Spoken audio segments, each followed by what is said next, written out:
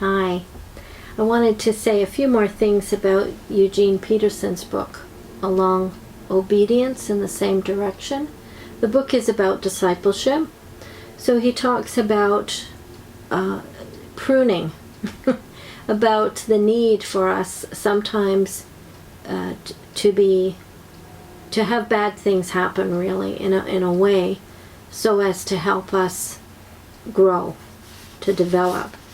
So this is the way he puts it. He goes, "Every spring in my neighborhood, a number of people prune their bushes and trees. It is an annual practice with people who care about growing things. It is also one of those acts which an outsider, one who does not understand how growth works, almost always misunderstands, for it always looks like an act of mutilation. It appears that you are ruining the plant, when, in fact, you are helping it. We have a rose bush that hasn't been pruned for several years. When it first bloomed, the roses were full and vigorous. Last summer, the plant was larger than ever. The vines ranged up the roof and on a trellis I had made. I anticipated more roses than ever, but I was disappointed. The blossoms were small and scrawny. The branches had gotten too far from their roots. The plants couldn't grow a good blossom. It needed a good pruning." And I'm one of these people who doesn't know the details about pruning either in gardens. Okay. Then he uses a passage from Psalm 131, which is the heading of this particular chapter on humility. Psalm 131, it reads, "O Lord, my heart is not lifted up. My eyes are not raised too high. I do not occupy myself with things too great and too marvelous for me. But I have calmed and quieted my soul, like a child quieted at its mother's breast. Like a child that is quieted is my soul. O Israel, hope in the Lord, from this time forth and forevermore."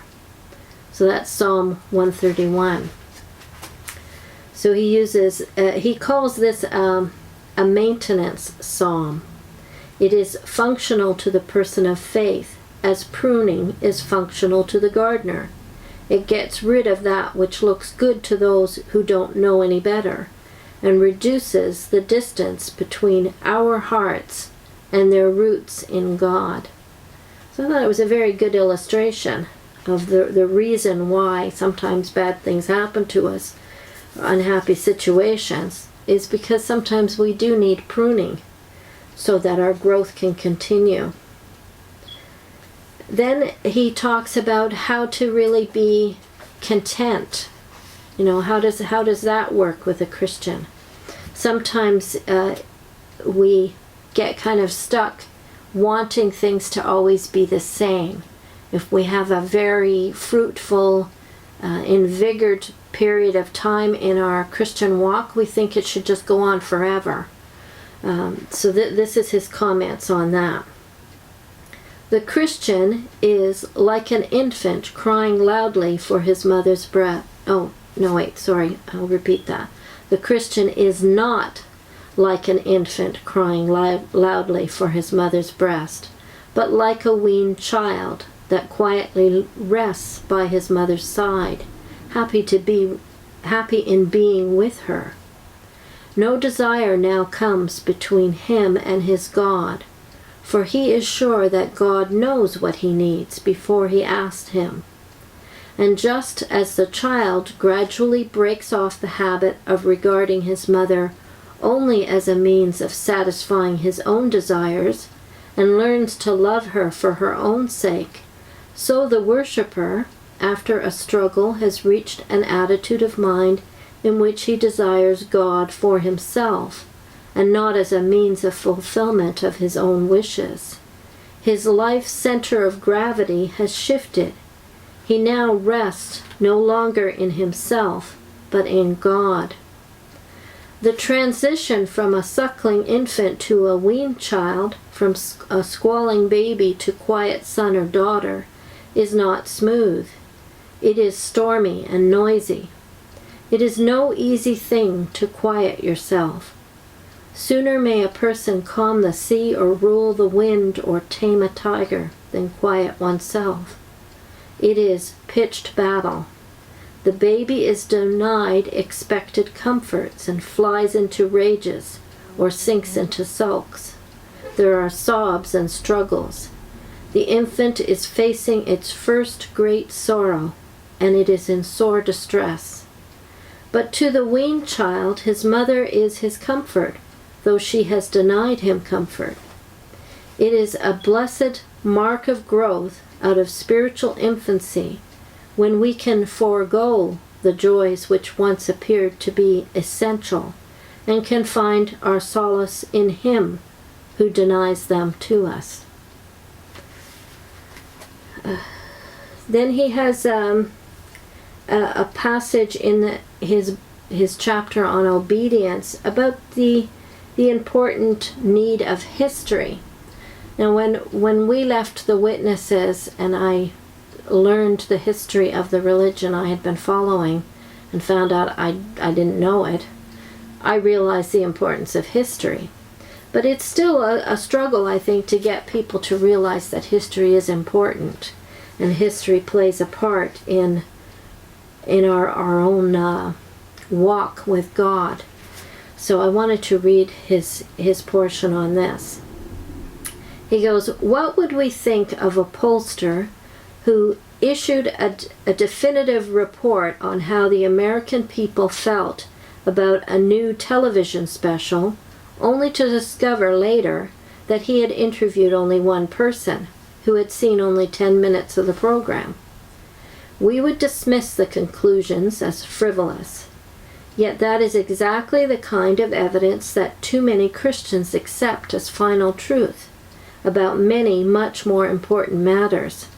Matters such as answered prayer, God's judgment, God's forgiveness, eternal salvation. The only person they consult is themselves, and the only experience they evaluate is the most recent 10 minutes.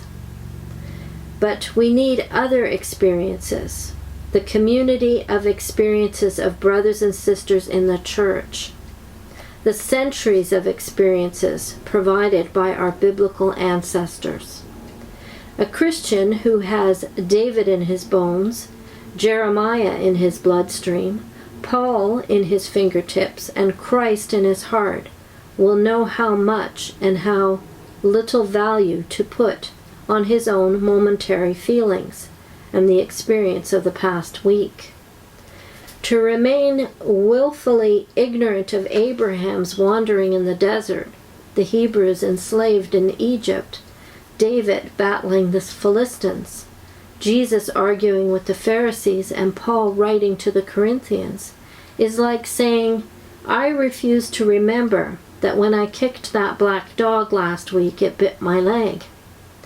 If I don't remember it, in the next fit of anger, I will kick him again and get bitten again. Biblical history is a good memory for what doesn't work.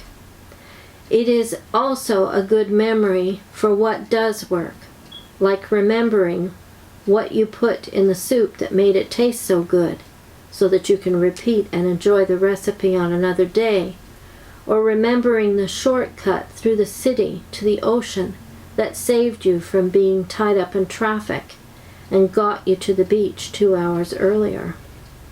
And I would say not even just biblical history.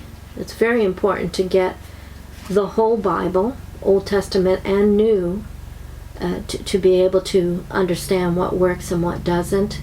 And it's all lessons for us. But the history of the church as well. Learning from what Christians have done and have experienced throughout history because of the times they lived in.